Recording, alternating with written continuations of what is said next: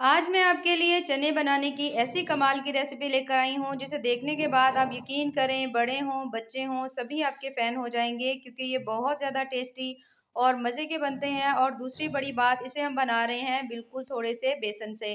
तो बड़ी ही tasty recipe है। तो चलिए जी अपनी मज़ेदार ज़बरदस्ती रेसिपी को बनाना स्टार्ट करते हैं। बिस्मिल्लाहिर्रहमानिर्रहीम। अस्सलाम वालेकुम। उम्मीद है आप सब ठीक होंगे। तो यहाँ पर हमने ले लिए हैं 1 कप चने, ठीक है? इनको हमने बॉयल किया हुआ है अच्छी तरह से। बॉयल करने के बाद अब आपने इनको अच्छी तरह से मैश कर लेना है। किसी मैशर में मैश कर सकते हैं, कूंडी में मैश कर सकते हैं, लेकिन आपने इसको इतनी अच्छी तरह से मैश करना है कि बिल्कुल इसका बारीक-सा पेस्ट बन जाए, ठीक है? चने इसके अंदर नज़र ना आए। तो इसको हम पेस्ट बना लेते हैं, तब तक हम ले लेते हैं 1 अदद पैन। पैन में मैं डाल रही हूँ तकरीबन 2 से 3 चम्मच ऑयल और उसके बाद मैंने इसमें ऐड कर दिया है थोड़ा-सा प्याज़। प्याज़ तकरीबन यहाँ पर मेरे पास था 2 अदद। मीडियम साइज़ का, थोड़े बड़े साइज़ में इस तरह से मैंने रफली सा काट कर इसके अंदर डाल दिया है। अब हमने प्याज़ को हल्का-हल्का सा सॉफ्ट होने तक पका लेना है। यहाँ पर प्याज़ का कलर चेंज नहीं करेंगे, बल्कि थोड़ा-सा हम इसको इतना सा सॉफ्ट करेंगे कि जो प्याज़ है वो थोड़ा-सा नरम हो जाए। तो तकरीबन 1 से डेढ़ मिनट के अंदर आप देखेंगे जो प्याज़ है उसका हल्का-हल्का सा वो प्याज़ आपका सॉफ्ट हो जाएगा। तो उसके बाद हमने इसके अंदर डाल देने हैं टमाटर। और टमाटर भी हमने यहाँ पर लिए हैं 2 अदद मीडियम साइज़ के, थोड़े मोटे-मोटे से मैंने काट दिए हैं, रफली से काट कर हमने इसके अंदर डाल दिए हैं। 4 से 5 अदद ले ली हमने यहाँ पर सब्ज़ मिर्चें, इन्हें भी डाल देंगे। और उसके बाद थोड़ा-सा अदरक लहसुन, ठीक है? ये भी हमने इसके अंदर डाल दिया है। डालने के बाद अब इन तमाम चीज़ों को हमने अच्छी तरह से भून लेना है।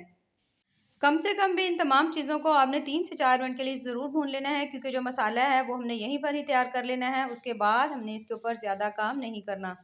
तो मीडियम फ्लेम के ऊपर इन तमाम चीज़ों को हम भूनेंगे जब तक ये तमाम चीज़ें जो हैं वो अच्छी तरह से सॉफ्ट नहीं हो जाती। उसके बाद मैं इसके अंदर ऐड कर रही हूँ थोड़ी-सी देगी मिर्च, जिसे छोटी मिर्च भी कहा जाता है, छोटी लाल मिर्च। अगर ये ना हो तो आप बड़ी वाली लाल मिर्च भी डाल सकते हैं। इससे भी जो टेस्ट और ज़ायका जो है बड़ा ही मज़े का आता है। तो इसे डालने के बाद भी कुछ देर के लिए भून लेंगे। 2 से 3 मिनट भूनने के बाद अब हमने इसके अंदर ऐड करने हैं स्पाइसेस। तो सबसे पहले मैं इसमें ऐड करने लगी हूँ नमक। तो नमक जो है यहाँ पर आप अपने टेस्ट के हिसाब से भी डाल सकते हैं। मैं यहाँ पर नमक डाल रही हूँ तकरीबन आधा चम्मच। तकरीबन आधा चम्मच ही मैं इसके अंदर हल्दी डाल रही हूँ। और उसके साथ हम इसमें ऐड कर देंगे लाल मिर्च। तमाम स्पाइसेस जो हैं आप अपनी मर्ज़ी से कम या ज़्यादा भी कर सकते हैं, चेंज भी कर सकते हैं।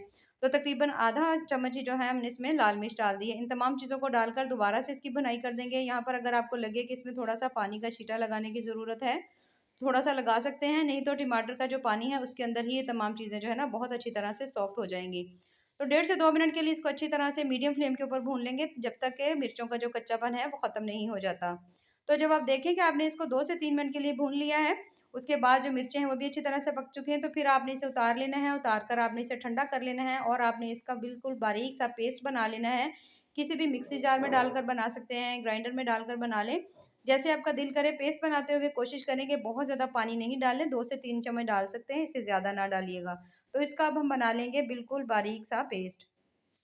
और यहाँ पर जो चने हैं इन्हें भी हमने अच्छी तरह से मैश कर लिया था। आप देख सकते हैं बिल्कुल स्मूथ बारीक से हैं। थोड़ा-सा मैं आपको यहाँ पर चेक भी करवा देती हूँ। यहाँ पर आप देख सकते हैं बिल्कुल बारीक हमने किया है। इसे मैंने कूंडी के अंदर कर लिया था, उससे ज़्यादा अच्छी तरह से ये देखिए बारीक हो गए हैं। और चने का कोई दाना आपको इसके अंदर नज़र नहीं आ रहा होगा, सेम इसी तरह से हो। अब हमने इसके अंदर ऐड कर देना है, सबसे पहले तो 1 अंडा ऐड करेंगे इसमें। अंडा डालने से इसे इसकी बाइंडिंग जो है बहुत अच्छी होगी। उसके साथ हम इसमें ऐड कर रहे हैं थोड़ा-सा सब्ज़ धनिया। इसे डालने के बाद थोड़ा-सा मैं इसमें डाल रही हूँ नमक, 1/3 चम्मच नमक डाल दिया है। थोड़ी-सी हम इसके अंदर हल्दी डाल देंगे, टेस्ट के हिसाब से आप थोड़ी-सी इसमें लाल मिर्च भी ऐड कर सकते हैं, ठीक है? इन तमाम चीज़ों को डालने के बाद अब हमने इसमें डाल देना है 1/3 चम्मच ज़ीरा पाउडर और तकरीबन आधा चम्मच मैं इसके अंदर डाल रही हूँ धनिया पाउडर का। अगर यहाँ पर आप मसाले नहीं ऐड करना चाहते तो आप इन्हें स्किप भी कर सकते हैं।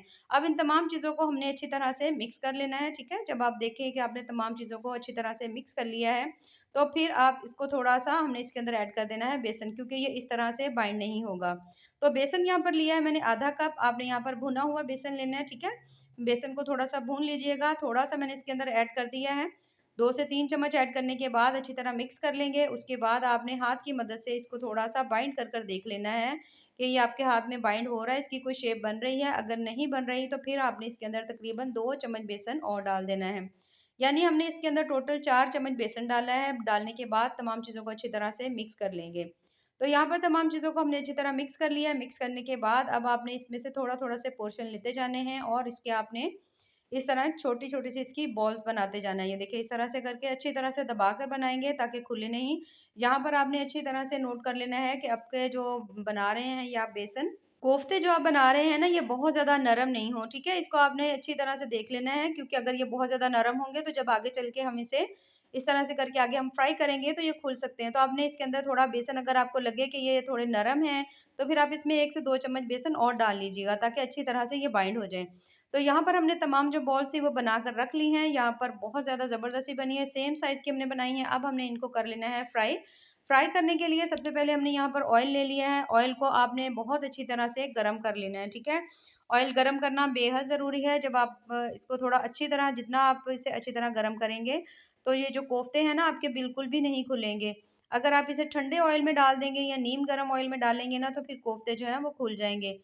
तो यहाँ पर आपने थोड़ा मीडियम हाई फ्लेम के ऊपर इन तमाम कोफ्तों को आपने अच्छी तरह से फ्राई करना है। अगर आपका दिल करे तो आप इसे थोड़ा-सा ऑयल जो है डीप फ्राई भी कर सकते हैं। तो मैं यहाँ पे इसे शैलो फ्राई ही कर रही हूँ। तो तमाम कोफ्ते जो हैं वो हम इसके अंदर डाल देंगे। डालने के बाद आपने इसे मूव नहीं करना, यानी कि आपने इन्हें हिलाना नहीं है।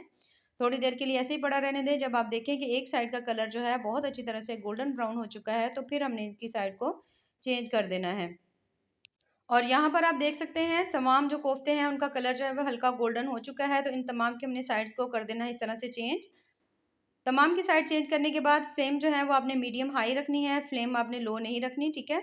अगर आप फ्लेम हल्की रखेंगे ना तो फिर ये खुल भी सकते हैं। तो अगर आपको थोड़ा ज़्यादा हो मसला कि ये खुल ना जाए, तो फिर आप थोड़ा एक अंडा जो है ना फेंट कर उसकी मदद से भी आप इसमें डिप कर दें और उसके बाद भी आप फ्राई करेंगे तो ईज़िली फ्राई हो जाएँगे।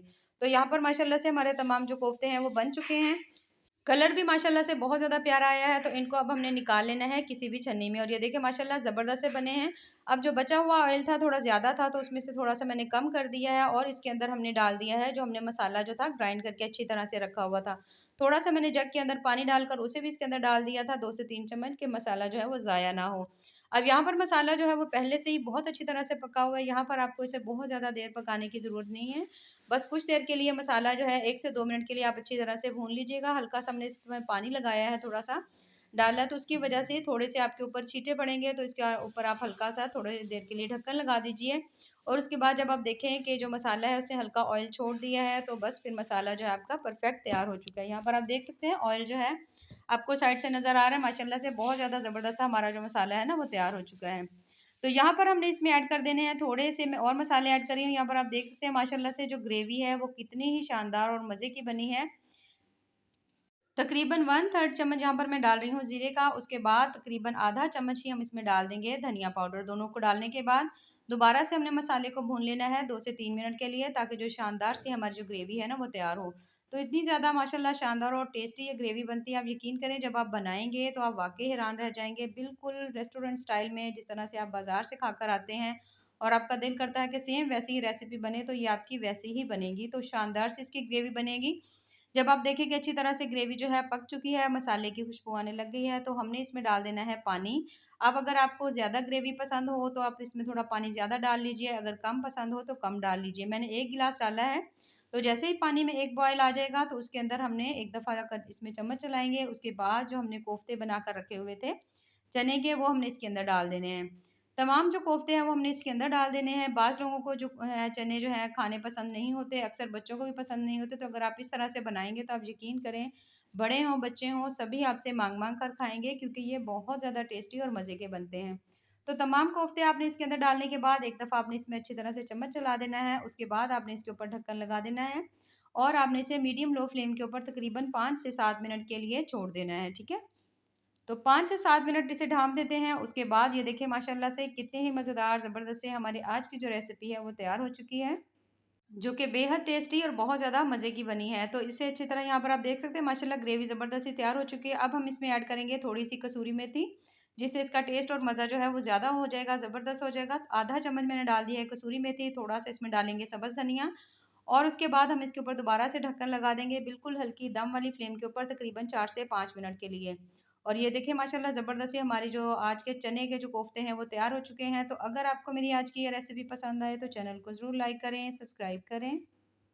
और यहाँ पर आप इसकी ग्रेवी चेक कर सकते हैं माशाल्लाह से कितनी ही मज़ेदार ज़बरदस्त सी बनी है। ये देखिए मैं आपको थोड़ा-सा करीब से दिखा देती हूँ। ये देखिए माशाल्लाह कितनी ज़बरदस्त सी बनी है। तो ऐसे ही मज़ेदार, ज़बरदस्त और टेस्टफुल सी रेसिपीज़ के लिए हमारे चैनल का विज़िट ज़रूर करें। थोड़ा-सा मैं आपको इसे निकाल कर किसी प्लेट में दिखाती हूँ। और ये देखिए माशाल्लाह से कितनी ही मज़ेदार ज़बरदस्त से आज हमारे बने हैं चने के कोफ्ते जो कि बेहद टेस्टी और बहुत ज़्यादा मज़े के बने हैं। माशाल्लाह बहुत ज़्यादा कमाल की रेसिपी बनी है। यहाँ पर मैं आपको थोड़ा-सा चेक भी करवा देती हूँ। ये देखिए माशाल्लाह कितने सॉफ्ट बने हैं। बाकी दुआओं में याद रखिए। अल्लाह हाफ़िज़।